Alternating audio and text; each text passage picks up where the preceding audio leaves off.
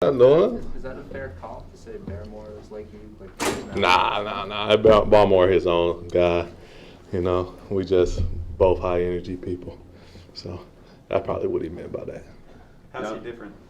How you different? How's Barmore different? Than me? In every way, man. You just come up in here, be dropping good stuff in front of the media in Baltimore. Well, nobody knows what he's talking about. Baltimore went to Bama. One of those 4-star guy. Pressure's always been on him, and he's always performed, and he continues to perform well. And I think the more expectations put on him, the better he plays. So, we're just two different characters, but we both are easygoing guys and love to have fun. There's been a phrase around here that's been used a lot for years under Bill Belichick that the season doesn't really start until after Thanksgiving. How much do you believe in that? I ain't never been around here after Thanksgiving, so we're going to see. We're going to see. We just got to continue to prepare well and continue to fight. And the things that we aren't doing well right now, we got to get better at them quickly.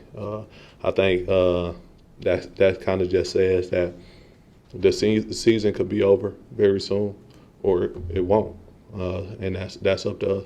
So we can stretch this season, or it could be over just like that.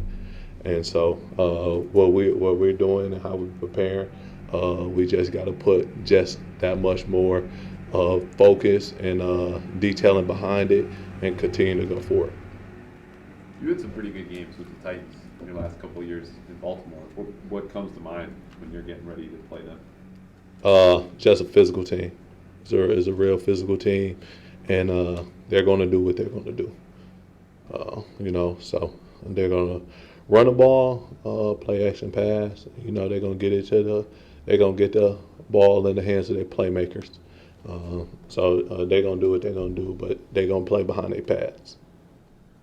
I know you haven't been here as long as High, obviously, but have you watched any Vrabel teach tape on the edge?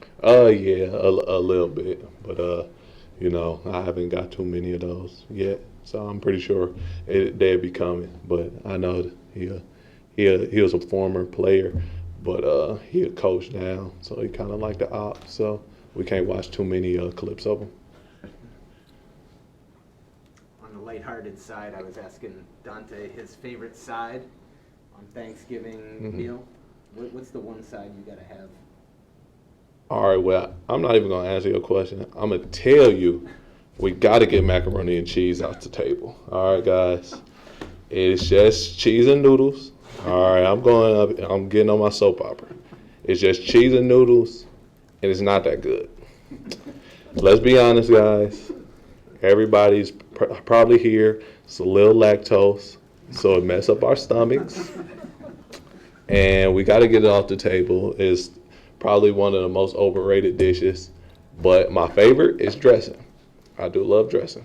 So, but get macaroni and cheese off the table, and it'd be a much better Thanksgiving for everybody in the house. I feel pretty strongly about that. Yeah, I have never liked macaroni and cheese.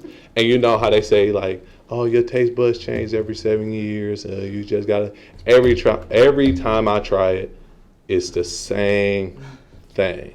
And it's never going to change, and it's never going to get better. All right? I'm almost 30 now. I'm pretty set in my ways, and it's disgusting. Get it off the table. The bathrooms will be less busy, and everybody will have a better day. So if you want to have a good Thanksgiving, don't cook macaroni and cheese. So if it's on the table, you take it out? See, if it's on my whole family loves it. My brothers and sisters, my mom cook it, big pan. They know not to put it on my plate, or that's fighting words. All right, I'm gonna have to fight everybody in the house one by one, and I'm gonna wait till they eat their macaroni and cheese, get sluggish, and then I'm gonna whoop them. A bit of more serious about Thanksgiving, though. What are you thankful for at this time of year in your life? It's so many things. First of all, my family, everybody in my family and my friends.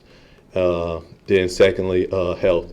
Just the state of our world and with everything going on, my health, and then I'm just thankful for my friends and the people that pour into me. It's a lot of people that say negative things about you that don't know you or whatever. They just see something about you and they just speak negatively on you.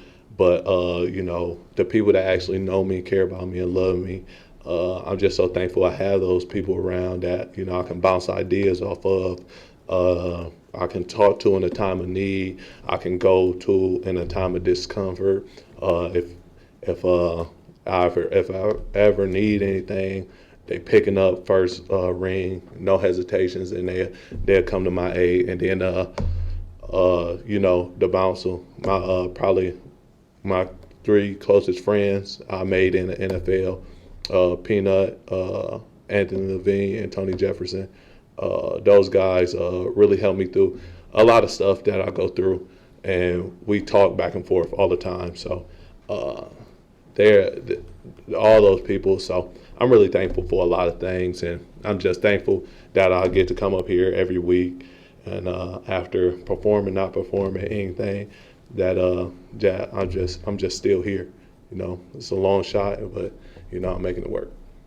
Speaking of that, like, if I was looking at sort of the roster build and your defense, and Adrian came from nowhere in terms of drafting. JC's an undrafted guy. Yeah, there are a couple, McCourty, Duggar, a couple of those guys high. But like, there's a lot of guys that weren't on the NFL radar or went to small schools.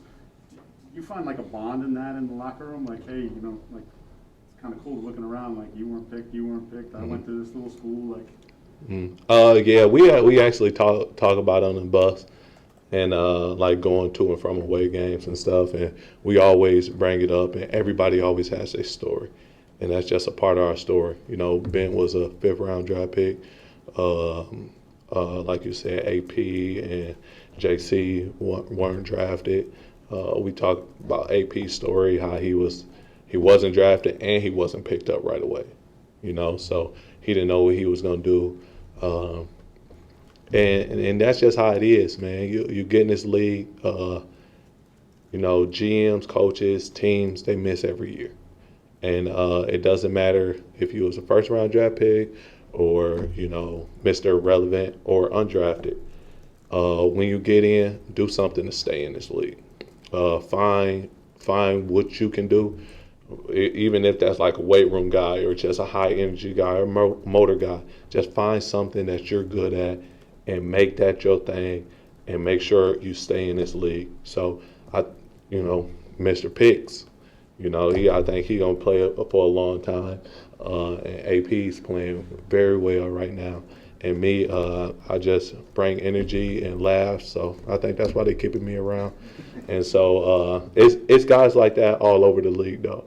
And I think it makes us better because we had to go through it, but also then we can joke around with guys like, High,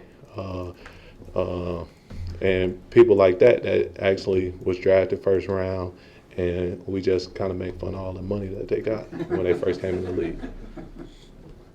Matt, when you're in the position that you're in right now, in 1st place in the division, winning 5 straight, Dante was talking about the process and just seeing some of the results.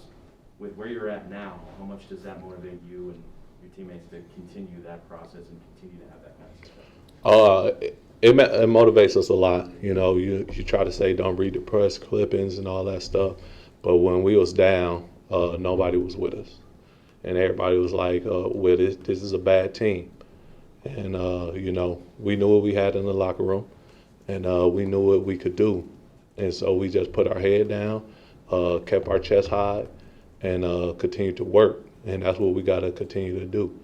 I think everybody always come and say it. We got to continue to work. Like, we got the worst record in the league, and we're trying to build towards something. And so we can't let where we are right now get us complacent, because like you said, it's November. You got to win. We could be gone. We can be 1st place this week, and in 2 weeks we can be last place or 3rd place in our division. So it's just like that if we don't continue to win. So we got to continue to work and come out there and produce. So that's what we got to do. Who's the world champion? Huh? Who's the world champion? Oh, this my friend's clothing line, man. It's called Artificial Bliss. You know, good AB. So he live in Atlanta, so he gave it to me when we was in Atlanta. So I had to wear it today. You know, appreciate you, man. Good, hey, for the shout out, man. Good pub for him, man. Appreciate y'all. Have a happy Thanksgiving. Tell somebody y'all love them. Thanks. Mac and cheese.